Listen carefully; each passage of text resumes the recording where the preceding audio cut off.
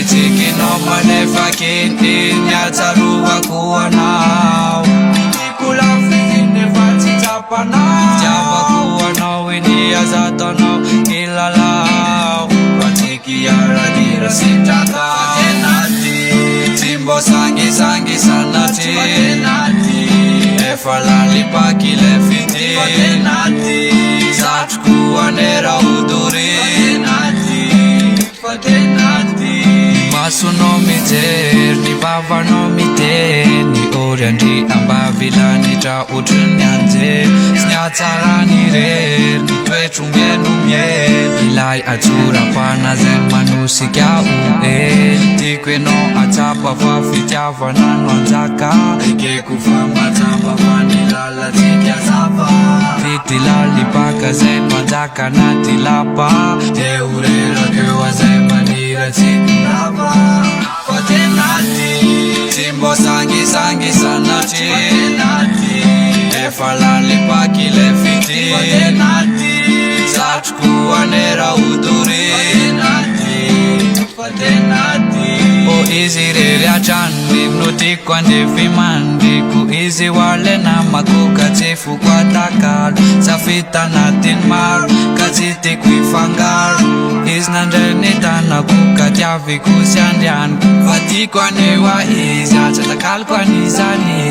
Sarubidi locha wafate na lafu vita Amuruna kuro ira Diovetu kumangina Ewa putu funire fambu nifandina Lefitiki noma lefakin Inyataruwa kuwanau Nikula fidine vati tapanau Jabaku wanau ini azatanau kilalau Watiki aradira sitaka Fatenati Timbo sangi sanati Fatenati Efalali paki lefiti Fatenati Satku anera uduri Fatenati Lefitiki noma lefakin Inyataruwa kuwanau Nikula fidine vati tapanau Jabaku wanau ini azatanau kilalau Watiki aradira sitaka Fatenati Timbo sangi sanati Fatenati Efalali paki lefiti Fatenati Satku anera uduri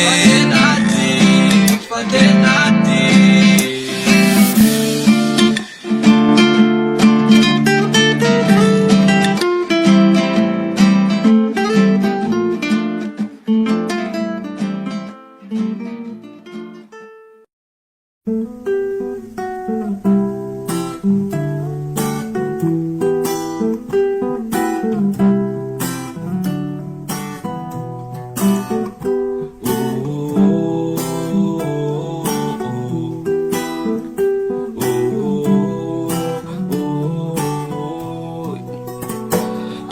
Manis kanandea Kera fiteu